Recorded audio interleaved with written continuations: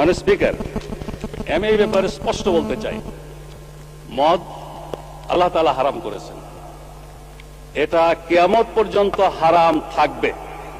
সারা দুনিয়ার সকল মানুষও যদি জায়েজ বলে, হালাল বলে, তবুও এটা হারাম থাকবে।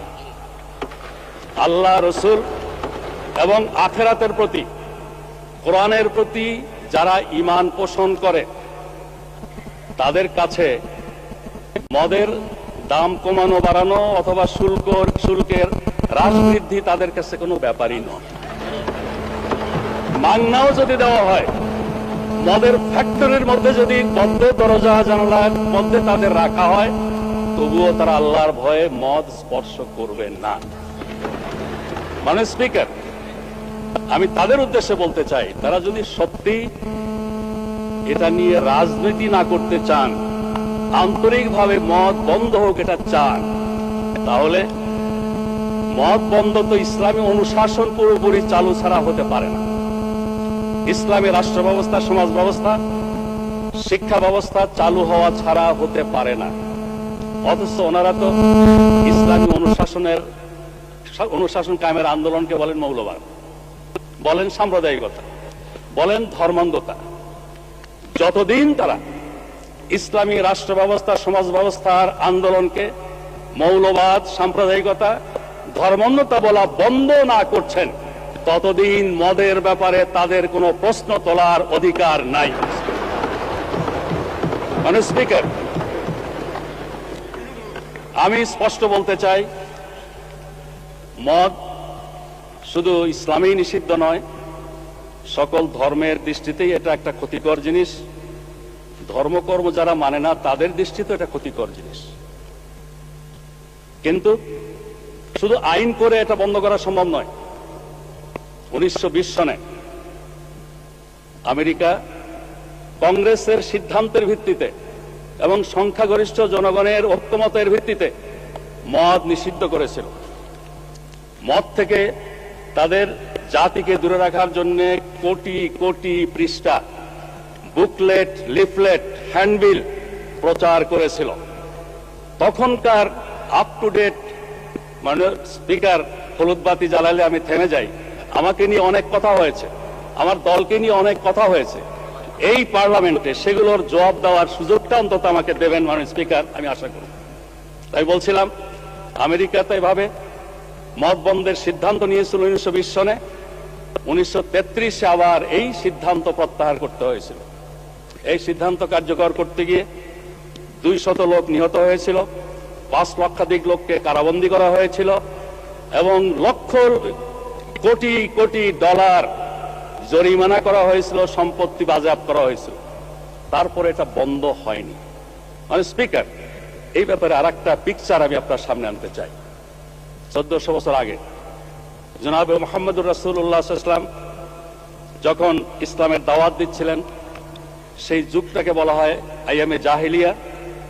তখনকার দিনে মানুষের মদের আসক্তি আরো অনেক বেশি ছিল। আরবি ভাষায় দেখেছি মদের নাম 200-এরও বেশি। তাদের কাব্য সাহিত্যে মদের বন্দনায় ভরপুর।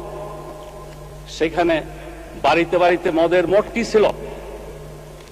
আমেরিকার মতো এরকম প্রচার মিডিয়া ছিল না মোটিভেশনের জন্য। কিন্তু ইমানি শক্তি, আল্লাহ, রসুল, আখিরাতের প্রতি বিশ্বাস এমন একটা শক্তি, এই শক্তির বলে সেদিন পর্যায়ক্রমে মানুষকে তৈরি করে নিয়ে যে মদ নিষিদ্ধ করা হয়েছিল, আজকেও মুসলিম বিশ্বের সংখ্যাগরিষ্ঠ মানুষ আইনের কারণে নয়, আল্লাহর ভয়ে মদ থেকে দূরে থাকে। ঘটনাটি একটু আপনাকে বলি। মানে স্পিকার, ইমানের দাওয়াতের পর স্বাভাবিকভাবেই মানুষের মনে প্রশ্ন জাগলো, আমরা আল্লাহ, রসুল, আখিরাতে বিশ্বাসী, আল্লাহ এবং রসুলের হুকুম মানি, এই মদের ব্যাপারে আল্লাহ এবং রসুলের হুকুমটা কি? তারা প্রশ্ন করল। আল্লাহ বলছেন, ইয়াসআলুনাকা আনিল খামরি ওয়াল মাইসির কুল ফীহিমা ইসমুন কাবীর ওয়া মানাফিউ লিন-নাস ওয়া ইসমুহুমা আকবারু মিন নাফইহিমা। তোমাকে প্রশ্ন করে এরা মদ এবং জুয়া সম্পর্কে। বলে দাও হে মুহাম্মদ, এর মধ্যে সাংঘাতিক ক্ষতিকর দিক আছে, আবার কিছু কিছু উপকারিতাও আছে। তবে উপকারিতার পরিমাণটা অনেক বেশি। এটার ফলেই অনেকে অপকারিতার পরিমাণ অনেক বেশি, ক্ষতির পরিমাণ অনেক বেশি। এটার মধ্যে যে মেসেজ ছিল, বুদ্ধিমানেরা এটার ভিত্তিতে মদ ছাড়া শুরু করলো। সেকেন্ড স্টেজে এসে বলা হলো, লা তাকরাবুস সালাহ ওয়া আনতুম সুকারা, মদের নেশা থাকা অবস্থায় নামাজের কাছেও যেও না। নামাজ তো আগেই ফরজ হয়েছে, কিন্তু অতি বুদ্ধিমানেরা শুরু করলো কি, ফজর আর জোহরের মাঝখানে এমন একটা সময় সিলেক্ট করে যাতে জোহরের সময় আসার আগে নেশা কেটে যায়। একটা পর্যায়ের পরে একেবারে থার্ড স্টেজে এসে বলা হলো, ইন্নামাল খামরু ওয়াল মাইসিরু ওয়াল আনসাব ওয়াল আজলাম রিজসুম মিন আমালিশ শায়তান ফাসতানিবুহু লাআল্লাকুম তুফলিহুন। এই মদ, এই জুয়া, এই মূর্তি, এই পাশা খেলা, এগুলো শয়তানের কাজ।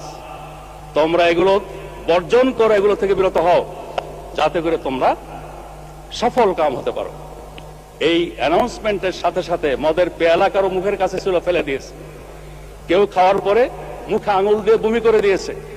বাড়িতে যেই সঞ্চয় ছিল এগুলো সব মটকি টটকি ভেঙে দিয়েছে, মদের স্রোত বয়ে গেছে। এরপরে আর এই মদকে আজ পর্যন্ত হালাল করার কোনো প্রয়োজন হয়নি। আওয়ামী লীগের বন্ধুরা যদি সত্যিই আন্তরিক হন মদের ব্যাপারে, তাহলে আসুন আমাদের সাথে ইসলামী রাষ্ট্র প্রতিষ্ঠার আন্দোলনে শরীক হন। ইসলামী সমাজ ব্যবস্থা, ইসলামী বিচার ব্যবস্থা, শরিয়া আইন কায়েমের আন্দোলনে শরীক হন। তাহলে এই কথা বলবেন, না হলে এই কথা দয়া করে বলবেন না।